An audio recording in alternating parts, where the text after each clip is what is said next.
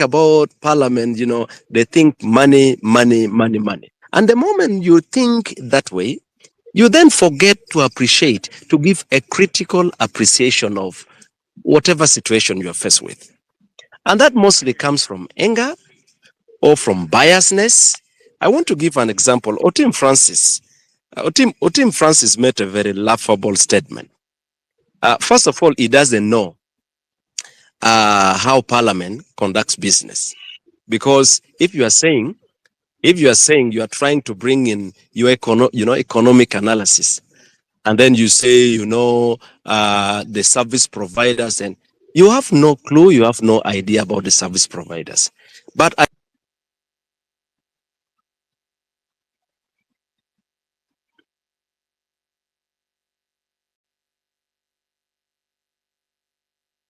water down the good intention, and our team is trying to do that. It's actually laughable.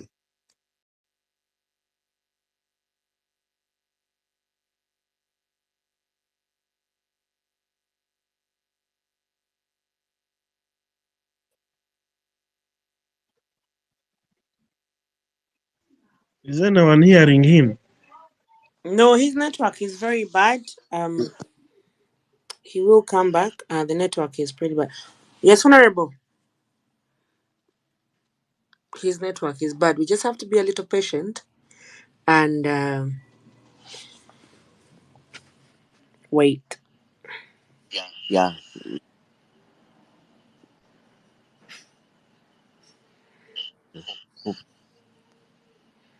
Yeah, let's be patient a bit. His network has gone off. Hopefully, he'll come back again. I think where he is, the network is very poor.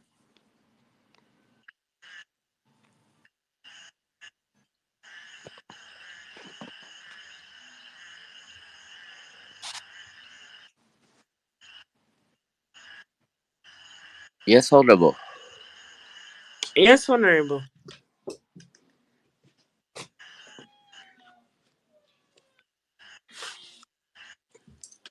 P.S. Do you want to talk or you're just trying to make emojis? Because I'm not understanding.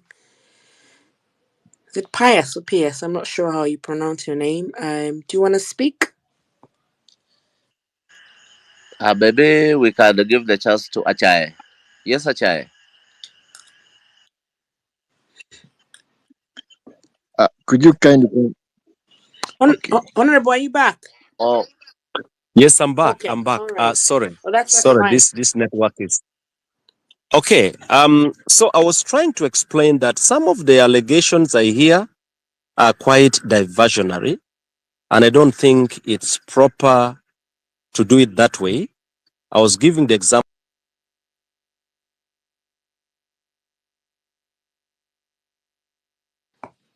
Thank you, ladies and gentlemen. Honorable's network is very bad. Those who came late, Honorable Pendy is getting back to the question being asked. So his network is playing. Yes, Are you back, Honorable? the technical. Okay. Yes, I'm back. Okay. I'm listening to you. So what I was saying, the technical team from Parliament have been working with the staff of Gulu City, Lera City. And so I think we shouldn't focus on diversionary and outrageous allegations that are intended.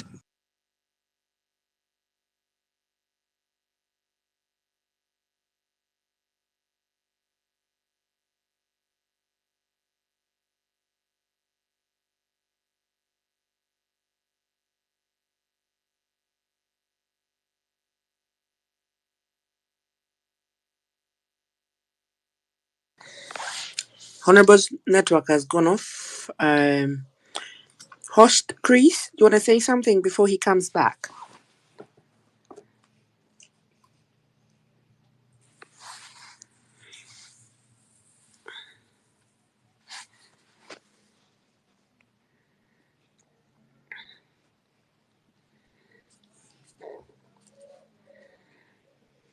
I'm sorry for the network. It seems to be getting worse.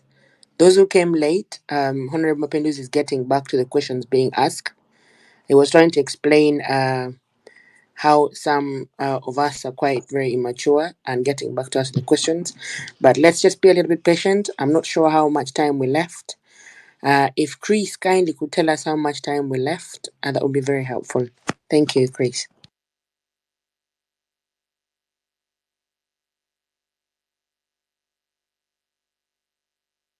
Thank you so much. We are supposed to stop at 10:30 and already almost 10. Yes, Acha, you want to? Yes, Honorable Honorable is is back back. online. Honorable, please. Honorable, Yeah. if you could please get back to. Ah, this network is crazy. Are you hearing me now? Yes, Honorable, we are. Oh, I don't know what is wrong with the network, but just let me try to cut it short.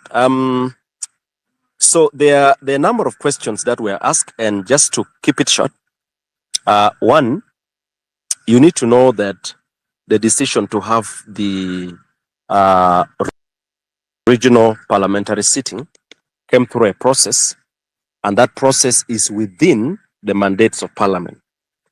Parliament is not asking whether there should be a regional sitting or not. Parliament is going to have a regional sitting in Gulu starting tomorrow, and Parliament has taken a decision to have regional sittings elsewhere. What is important is that from these kind of concerns and questions and suggestions, we should be able to use them to reflect. One, to look at whether we are going to achieve the intended purpose, whether this is going to provide, solutions to a number of the problems that will come. And that should also help Parliament to reflect and say, what is the cost implication? And these are things that we have to take in good faith. So much as there are those who would want to, who may have their own intentions, I think there are legitimate concerns that Parliament will have to take and reflect on. Number two, we also need to know that, you see, this sitting is not just about, there are those who are saying, why have it at regional level? What is then the use of local governments? Parliament is not coming to do the work of local governments. Parliament has clear mandates, and it's doing exactly what it's supposed to do. Now, I will tell you, many of you do not know. First, you need to know that Parliament works through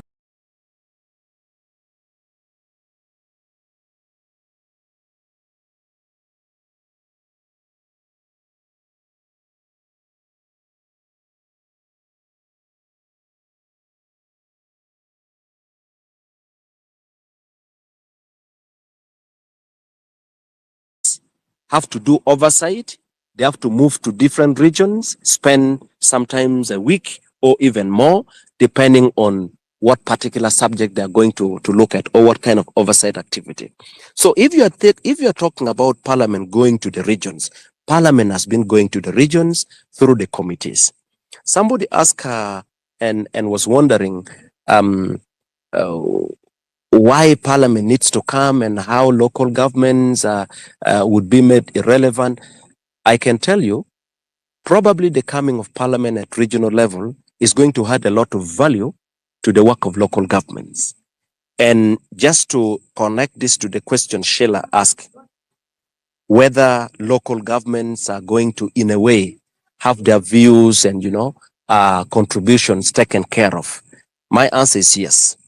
Today at 2 p.m., under the Uganda Local Governments Association, all the local government leaders from northern Uganda gathered in Gulu, the chairpersons, the speakers, the cows from northern Uganda, from Acholi, Lao, West Nile, and Karamoja, gathered in Gulu to look at the critical issues that need to be brought to Parliament.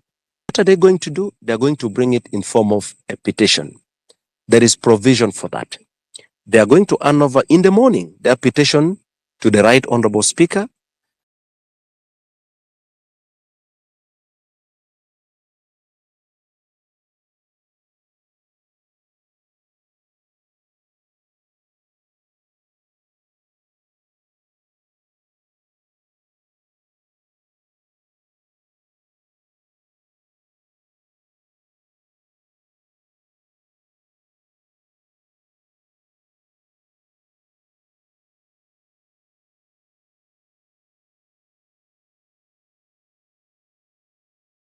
local governments at a meeting today, and tomorrow they will be presenting a petition. But local government leaders from across the region have been invited, and they are going will be received and presented, and a lot of discussions. I am told this evening that the meeting with the minister for local government, Honorable Raphael Magezi, is already in Gulu. They had a meeting with him. They gave him a copy of this petition. Tomorrow it will go that extent. There was also a question of whether, and Sheila, I think, brought this, whether, cultural institutions and the different stakeholders, how are they going to, make sure their views and all that will be captured? That's, again, a good question. And I was explaining that today, in the evening, the Right Honorable Speaker visited the Lawirodi, Rod David Unena. Fortunately, I attended the meeting, and I can tell you the issues that were raised by the Paramount Chief of Acholi were very, very critical issues. And I'm happy with the responses, and these are matters that are going to be taken up. The beauty is that when such matters are raised and taken up, they then end up in form of, they are then taken up and form part of.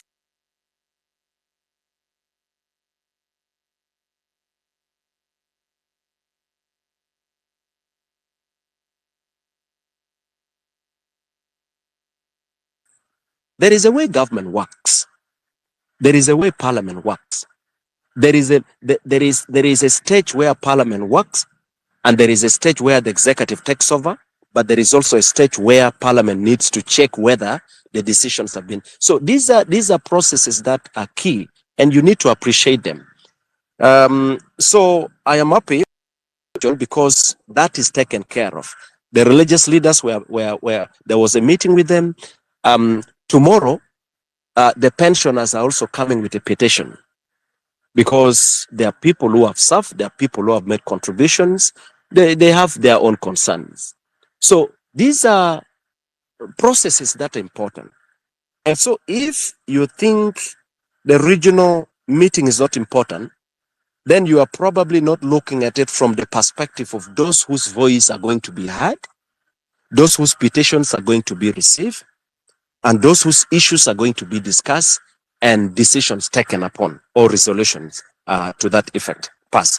So this is how we should. And so if you want to appreciate, if you want to do what we call in literature critical appreciation, then you don't need to tie yourself to your anger and looking at it from just one perspective. Because a number of people just say, this is waste of taxpayers' money, this is that, and the question is, does Parliament have a budget? Yes, Parliament have a budget. And by the way, the budget it's a process. It comes from the executive to Parliament, and Parliament internalizes. And then, so every entity, and this, I want to tie this to a concern by one member who said, instead of putting this money on the health sector, what you need to know is that when the budget is approved, the budget for Parliament is strictly for Parliament. It does not go to the health sector. The budget for the health sector is strictly for the health sector. Every sector, every institution of government have a budget that they are given every financial to use for the different activities.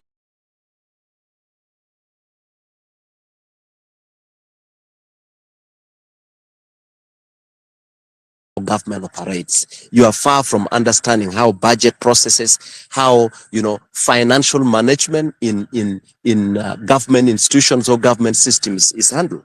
So it's not right to say that this money should go to health center A, and the question is, what is the budget?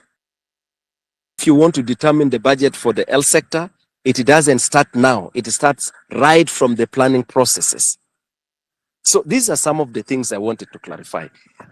Finally, because the there were a number of issues, but some of them, just as I said, I am not going to respond to them because others are probably what you think or what you heard.